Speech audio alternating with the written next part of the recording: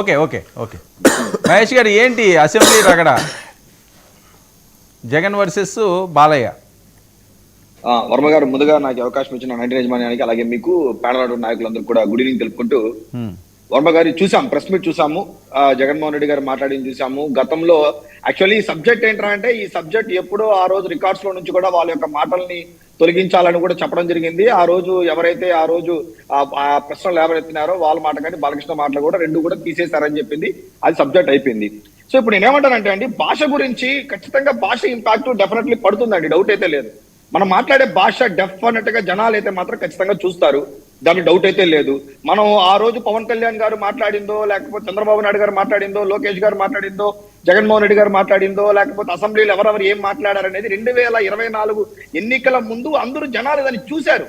తిరిగి దాని ఒక స్పీకర్ లాగా దాన్ని తిరిగి జనాల ముందు ఇప్పుడు పెట్టినా గానీ, గతంలో 24 ఎలక్షన్ల ముందు ఎవరెవరు ఏం మాట్లాడారు, ఎలా మాట్లాడారు అనేది అందరికీ కూడా సోషల్ మీడియాలో కానీ, యూట్యూబ్ ఛానల్లో కానీ, లైవ్ లో కానీ అందరూ కూడా చూడడం జరిగింది.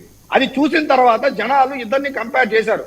ఎవరి మాటలు కాస్త దగ్గరగా ఉంది, ఎవరి మాటలు కొంచెం మంచిగా ఉంది, ఎవరి మాటలు నమ్మచ్చు, ఎవరి మాటలు నమ్మకూడదు అనుకున్నప్పుడు వాళ్ళు ఇచ్చిన డెసిషనే 11/164 డెసిషన్ ఇచ్చారు. ఇది ఎలక్షన్ ముందు జరిగినటువంటి మాట తీరు వల్ల వచ్చినటువంటి రిజల్ట్స్.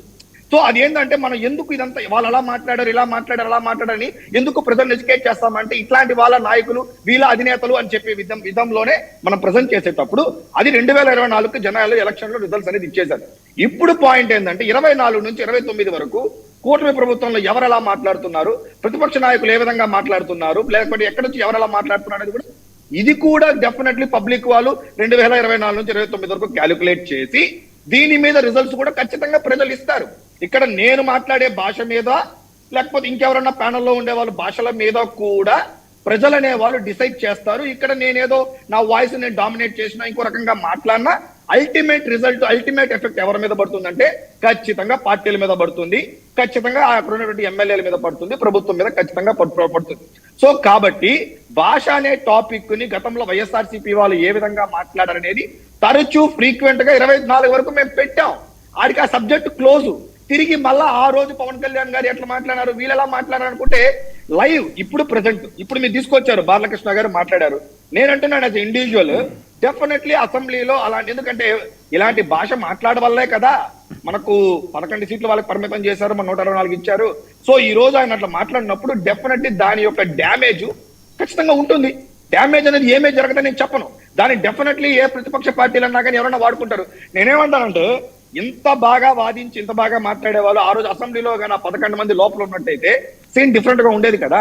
ఆ రోజు బాలకృష్ణ గారు మాట్లాడిన సందర్భానికి లోపల కానీ వైఎస్ఆర్సీపీ వాళ్ళు ఉన్నట్టయితే ఇంకో రకంగా ఉండేది సీన్ చెప్పాలన్నట్టయితే.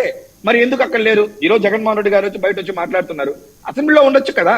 అసెంబ్లీలో ఏ భాష ఎలా మాట్లాడాలా, ఎవరు ఎలా మాట్లాడాలని ఈ రోజు మీడియాలో వచ్చి చెప్పేటప్పుడు మీరే అసెంబ్లీలో ఉండి ఆ రోజు మీరు దాన్ని ఖండించినట్టు, దాని మీద దాడి చేసినట్టయితే దట్ హాజ్ డిఫరెంట్ ఇంపాక్ట్ చెప్పాలన్నట్టయితే. ఎక్కడో వైఎస్ఆర్సీపీ ప్రతినిధులు మాట్లాడితేనే ఇంత ఇంపాక్ట్ వచ్చేటప్పుడు దీని ఎందుకు ఆ పార్టీ కూడా వాడుకోకూడదు అనుకుంటాను. నేనేమంటానంటే, మీరు 11 మంది లోపలికి వెళ్ళి భాష మీద కూడా మీరు కంట్రోల్ తీసుకురండి కావాలంటే 124 మీద. అప్పుడేమవుతుంది, ప్రజలు చూస్తారు, చూడు ఈ 11 మంది చక్కగా మాట్లాడుతున్నారు, ఆ 124 మంది ఎలా మాట్లాడుతున్నారు చూడండి, తప్పు అని చెప్పి మీకు ఏమైనా ఎక్స్ట్రా ఏమైనా మార్కులు ఏమైనా ఇస్తే ఇక్కడ వెంకటరెడ్డి గారు మాట్లాడేది ఏంటంటే, ఈయన ఏమైనా పేకలు పిసుకుతానన్నారా, లేకపోతే చెప్పులు తీసుకొడతానన్నారా, లేకపోతే ఎమ్మెల్యేలని నాకు నా కొడుకు ఆ టైప్లో ఏమన్నా డాష్ ఆ రకంగా మాట్లాడారు అంటున్నారు కదా. ఏం మాట్లాడలేదు కదా ఈయన. నేను కూడా ఇప్పుడు మేము కూడా అనే కదండి చెప్పడము. ఇప్పుడు నేను కూడా ఏమంటున్నాను, ఆయన ఏం మాట్లాడారో ఆ విషయాన్ని ఆయన